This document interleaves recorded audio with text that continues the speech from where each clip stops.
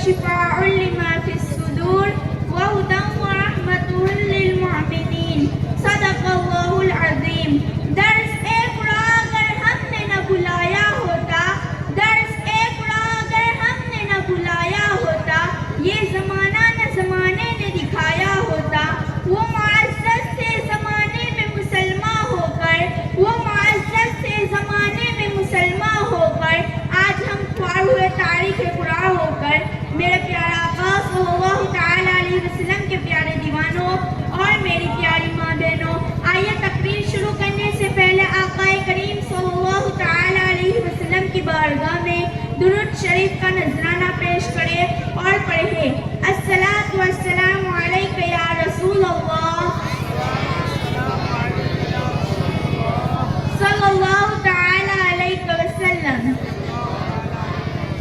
میرا موضوع ہے فیضان قرآن کریم. قرآن مقدس اللہ تعالیٰ کی سب سے عظیم کتاب ہے اور قرآن ہی کا یہ شان ہے کہ اللہ تعالیٰ نے اسی کی حفاظت کا ذمہ خود لے لیا ہے، جیسا کہ اللہ تعالیٰ ارشاد فرماتا ہے اِنَّا نَحْنُ نَزَّلْنَا الذِّكْرَ وَإِنَّا لَهُ لَحَافِظُونَ.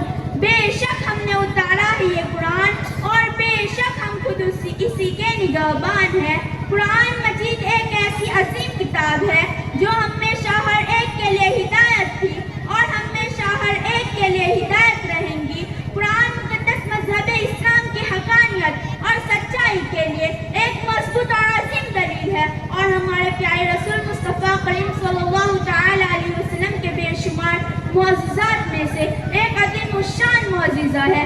اور قرآن مقدس وہ عظیم کتاب ہے اور ہمارے پیارے نبی صلی اللہ تعالیٰ علیہ وسلم نے فرمایا قرآن شریف کے ایک حرف کی تلاوت کرنے پر 10 نیکیاں ملتی ہے اور 10 گناہ معاف ہوتے ہیں. اور فرمایا الف لام میم لیس بحرف بل الف حرف ولام حرف ومیم حرف. یعنی میں نہیں کہتا کہ الف لام میم ایک حرف ہے، بلکہ الف ایک حرف ہے، لام ایک حرف ہے اور میم ایک حرف ہے. الف لام میم 3 حرف ہے. پڑھنے والے کو اللہ تعالیٰ 30 نیکیاں دیتا ہے اور 30 گناہ معاف فرماتا ہے. اور قرآن شریف جس جگہ پڑھا جائے وہاں رحمتوں کی بارش ہوتی ہے. اس لیے قرآن مقدس سیکھنے اور سکھانے والوں کے حوالے سے میرے نبی مصطفیٰ کریم صلی اللہ تعالیٰ علیہ وسلم نے فرمایا خیرکم من تعلم القرآن وعلمہ. تم میں بہتر وہ شخص ہے جو قرآن سیکھے اور سکھائے. اور حضرت ابن عمر رضی اللہ تعالیٰ عنہما فرماتے ہیں کہ آقا کریم مصطفیٰ جان رحمت صلی اللہ تعالیٰ علیہ وسلم نے فرمایا کہ دل زنگ آلود ہوتے ہیں جیسے لوہا پانی لگنے سے جنگ آلود ہو جاتا ہے. عرض کیا گیا یا رسول اللہ صلی اللہ تعالیٰ علیہ وسلم اس جنگ کو کیسے دور کیا جائے؟ تو میرے نبی حضور سید عالم صلی اللہ تعالیٰ علیہ وسلم نے ارشاد فرمایا قال قتلہ ذکری و تلاوت القرآن. موت کو کثرت سے یاد کرنے اور تلاوت قرآن کرنے سے. میرے پیارا آقا صلی اللہ تعالیٰ علیہ وسلم کے پیارے دیوانوں اور میری پیاری ماں بہنوں، میرے پیارے آقا صلی اللہ تعالیٰ علیہ وسلم کے پیارے دیوانوں اور میری پیاری ماں بہنوں، اس حدیث پاک سے آپ اندازہ لگائے کہ میرے نبی صلی اللہ تعالیٰ علیہ وسلم فرماتے ہیں کہ انسان جب گناہ کرتا ہے تو اس کا دل کالا ہو جاتا ہے، لیکن جب وہ موت کو کثرت سے یاد کرے اور تلاوت قرآن کرے تو پھر دل صاف ہو جاتا ہے. اور قرآن مقدس وہ عظیم کتاب ہے.